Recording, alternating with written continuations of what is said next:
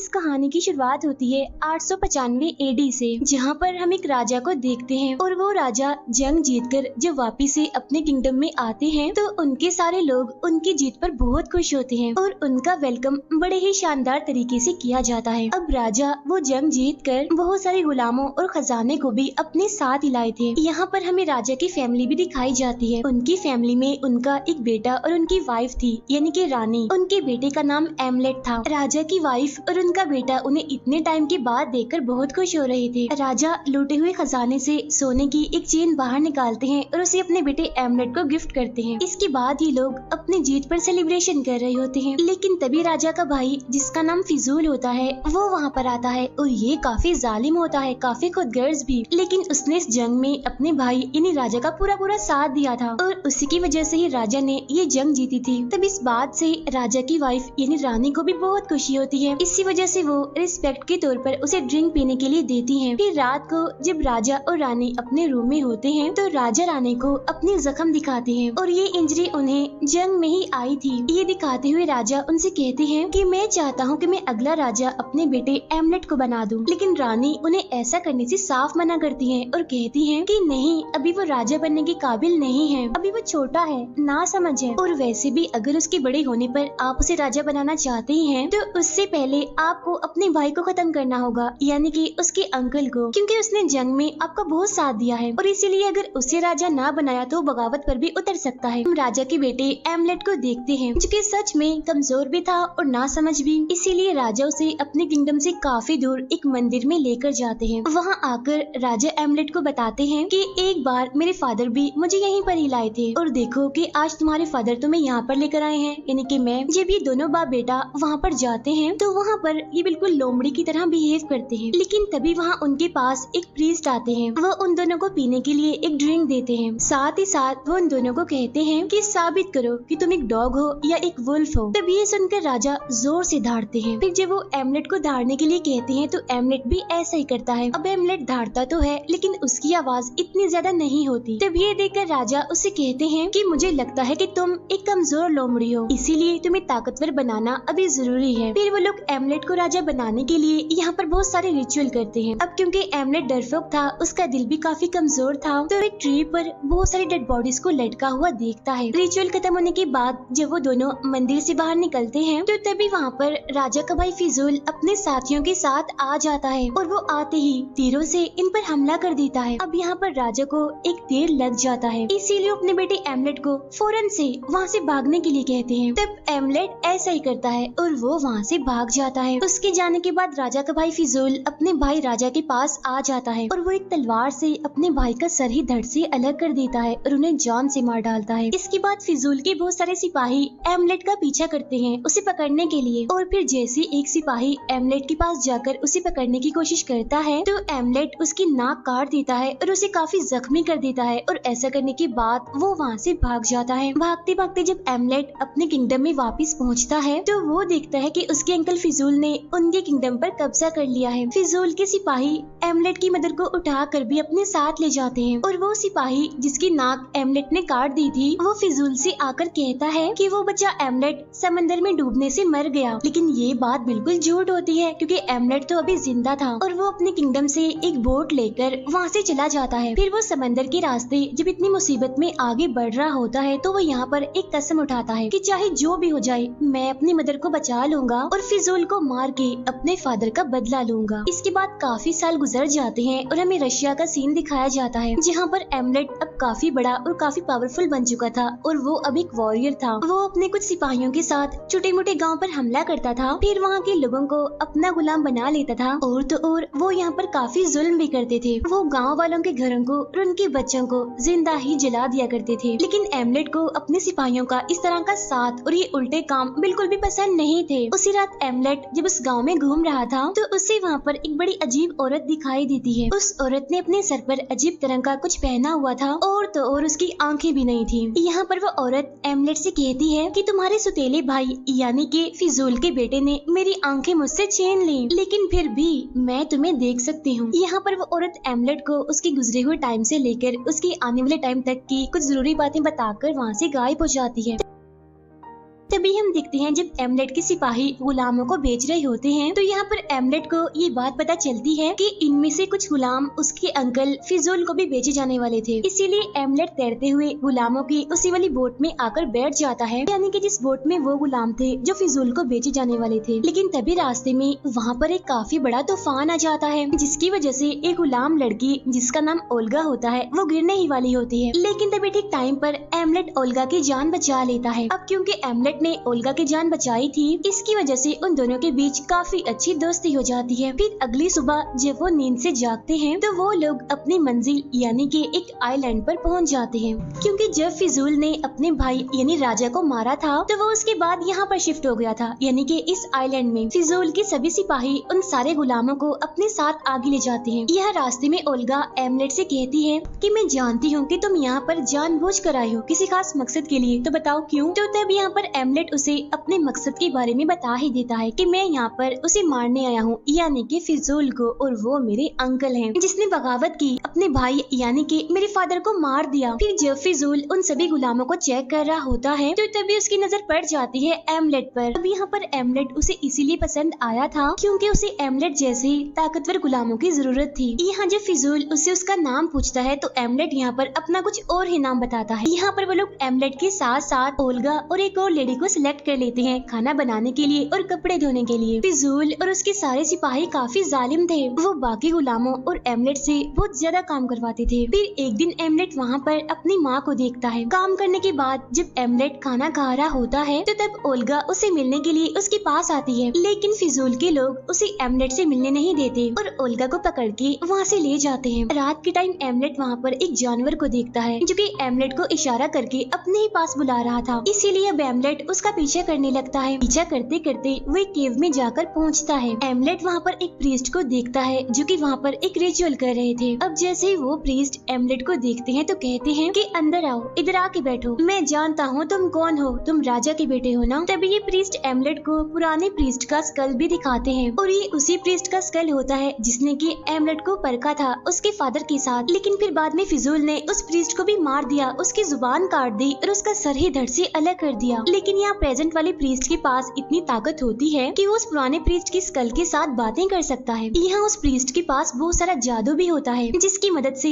वो उस स्कल को जिंदा कर देता है। तब यहाँ पर एमलेट उस स्कल से पूछता है कि प्लीज प्रीस्ट मेरी मदद करें, मुझे बताएं कि मैं अपना बदला कैसे लूं फिजूल से। तब यहाँ प्रीस्ट का स्कल उसे एक तलवार के बारे में बताते हैं। तलवार का सुनते ही एमलेट उस तलवार की तलाश में निकल जाता है। वो तलवार असल में एक खंडर में होती है और इस खंडर के बारे में उसे प्रीस्ट के स्कल नहीं बताया था। यहाँ आने के बाद एमलेट की नजर एक राजा की मम्मी पर पड़ती है और इस राजा मम्मी के पास ही वो तलवार होती है। और अब जैसे ही एमलेट उस तलवार को हासिल करने की कोशिश करता है तो वो मम्मी जिंदा हो जाती है और एमलेट पर हमला कर देती है। यहाँ काफी देर तक इन दोनों के दरमियान लड़ाई चलती है, लेकिन फिर लड़ते लड़ते एमलेट जब उसे रोशनी में लेकर जाता है तो उसे पता चलता है कि जो कुछ अभी उसने देखा था ये सब कुछ रियल नहीं था, बल्कि ये सब कुछ तो उसका एक विजन था, क्योंकि असली मम्मी और तलवार अभी भी वहीं पर ही थे। और अब एमलेट वहाँ पर जाकर बड़ी ही आसानी से उस तलवार को ले लेता है। तलवार के लेते ही राजा की वो मम्मी तहस नहस हो जाती है।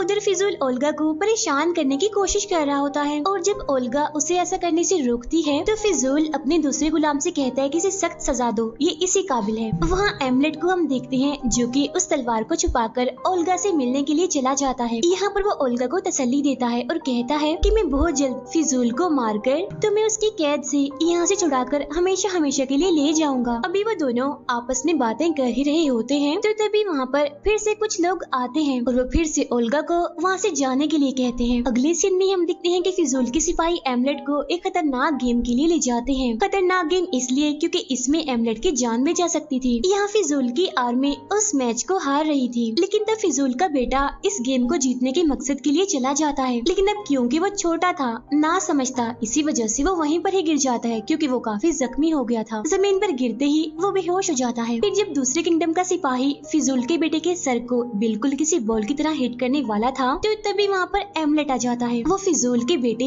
यानी अपने कजन की जान बचा लेता है, साथ ही साथ दूसरे किंगडम के सिपाही को वो काफी मारता भी है और फाइनली यहाँ पर वो मैच जीत जाते हैं। फिर रात को जीतने के बाद ये भी सारे लोग जश्न मना रहे होते हैं, तो तभी वहाँ पर फिजूल का एक साथी आता है। अब क्योंकि ये मैच वो एमलेट की वजह से जीते थे, इसीलिए फिजूल का वो सिपाही कहता है कि आज रात एमलेट अपनी दोस्त ओल्गा के साथ टाइम गुजार सकता है, क्योंकि वो भी ये बात जानता था कि वो दोनों एक दूसरे को बहुत पसंद करते हैं। फिर एमलेट और ओल्गा एक दूसरे के साथ बहुत सारा टाइम स्पेंड करते हैं। अगली सुबह हम देखते हैं कि किसी ने फिजूल के 7 लोगों को मारकर उन्हें मंदिर के बाहर लटका दिया है। अब फिजूल के उस साथी को ऐसा लगता है कि शायद ये सब कुछ उनके गुलामों ने किया है, लेकिन तभी वहाँ पर सफेद बालों वाले एक प्रीस्ट आते हैं और वो कहते हैं कि ये सब कुछ गुलामों ने नहीं बल्कि किसी सोल ने किया है और वो काफी खतरनाक है। अब वो सोल एक एक करके ऐसे बहुत सारे लोगों को मारती जाएगी, तो उससे बचने के लिए हमें उसे एक सेक्रीफाइस देना होगा। फिर ये लोग रिचुअल करके एक गुलाम को सेक्रीफाइस करने वाले थे, लेकिन तभी हम देखते हैं कि एमलेट के साथ साथ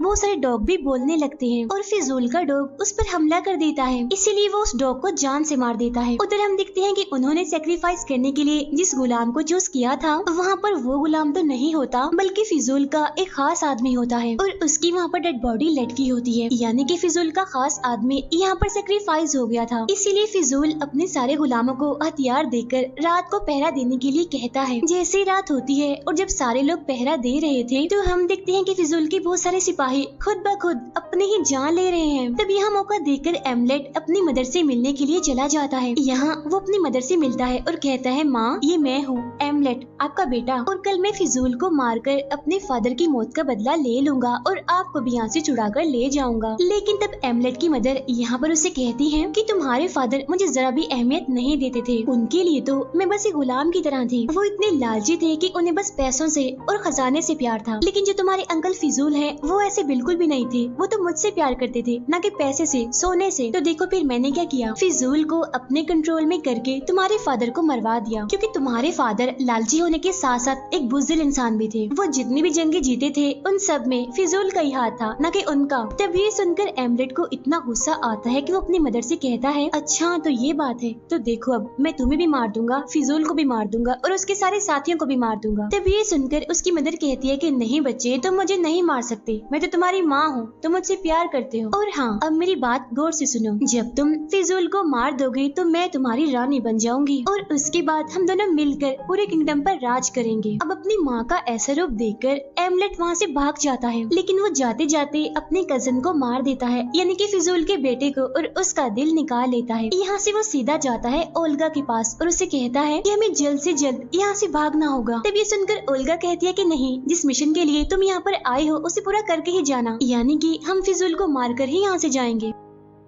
फिजूल को जब अपने बेटे की मौत का पता चलता है तो उसे एमलेट पर ही शक होता है, इसीलिए वो उन सारे गुलामों को मारने लगता है जो कि एमलेट के साथ थे। लेकिन फिर वो जैसे ओल्गा को मारने के लिए उसकी गर्दन पर खंजर रखता है, तो तभी वहाँ पर एमलेट खुद सामने आता है और कहता है कि रुक जाओ, छोड़ दो उसे, और अगर तुम ओल्गा को छोड़ोगे तो इसके बदले में मैं तुम्हें तुम्हारे बेटे का दिल दूंगा। अब फिजूल के सिपाही एक साथ एमलेट पर हमला करने के लिए आगे बढ़ते हैं, लेकिन अब क्योंकि एमलेट इतना पावरफुल था कि वो एक एक करके उन्हें मारता जा रहा था और अपने रास्ते से हटाता जा रहा था। इस बीच मौके का फायदा उठाकर ओल्गा वहाँ से भाग जाती है। काफी देर तक लड़ाई करने के बाद फिजूल की आर्मी एमलेट को पकड़ ही लेती है और उसे फिजूल के पास ले जाया जाता है। फिजूल यहाँ पर एमलेट से पूछता है कि आखिर तुम ये बात कैसे कह सकती हो कि ये दिल किसी और का नहीं बल्कि मेरे बेटे का ही है। तब ये सुनकर एमलेट कहता है क्योंकि मैंने उसे मार दिया है। ये सुनकर फिजूल को एमलेट पर बहुत गुस्सा आता है, इसीलिए वो उसे प्रिजनर बनाकर उसे बहुत मारते हैं, बहुत उसे टॉर्चर किया जाता है। फिर फिजूल और उसके सारे सिपाही फिजूल के बेटे के फ्यूनरल के लिए चले जाते हैं। तभी हम देखते हैं कि एमलेट के फादर की सोल बहुत सारे कौवों के रूप में वहाँ पर आती है और वो एमलेट को आजाद कर देते हैं। जब फिजूल वापिस से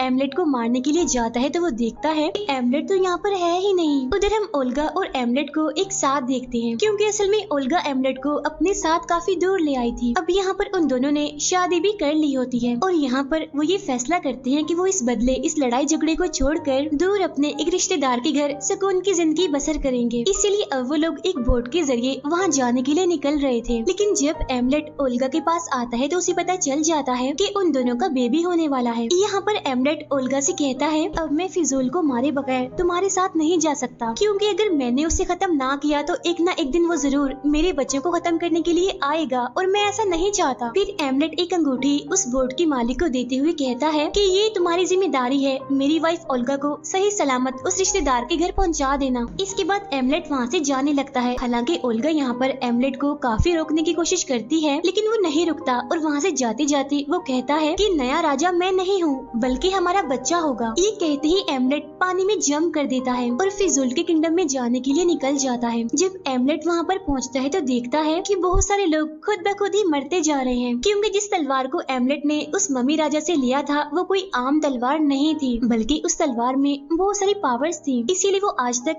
एमलेट की मदद करते आई थी उनसे लड़ने में, और उसकी वजह से ही फिजूल के बहुत सारे सिपाही पहले भी मारे जा चुके थे। अब यहाँ पर एमलेट उसी तलवार के जरिए उस सिपाही को भी मार देता है जिसने बचपन में एमलेट को पकड़ने की कोशिश की थी और एमलेट ने उसकी नाक काट दी थी। अब एमलेट यहाँ पर फिजूल के बचे हुए सिपाहियों को भी मार देता है। ऐसा करने के बाद वो सारे गुलामों को आजाद कर देता है और अब वो फिजूल को मारने के लिए उसे ढूंढते हुए उसके घर तक पहुँच जाता है, जहाँ पर पीछे से उसकी मदर आकर उस पर हमला कर देती है। लेकिन तभी गलती से वो तलवार एमलेट की मदर को लग जाती है और वो भी मारी जाती है यहाँ पर। लेकिन फिजूल एमलेट के सामने आता है और जाने से पहले वो एमलेट से कहता है कि तुम्हें हेल में मिलूंगा। इसके बाद हम देखते हैं कि एमलेट हेल में पहुंच गया है, जहां पर आगे बढ़ने पर फिजूल उस पर पीछे से हमला कर देता है। अब यहाँ पर उन दोनों के बीच काफी देर तक लड़ाई चलती रहती है। दोनों ही कम नहीं थे, दोनों ही एक दूसरे पर भारी पड़ रहे थे, यानी कि लड़ाई एकदम बराबर की थी। लेकिन फिर हम देखते हैं कि फिजूल अपनी तलवार को एमलेट के सीने में घुसा देता है और एमलेट भी फिजूल के सर को धड़ से अलग कर देता है और यहाँ पर वो दोनों के दोनों ही मारे जाते हैं। उन दोनों की मौत के साथ ही ये मूवी यहीं पर एंड हो जाती है।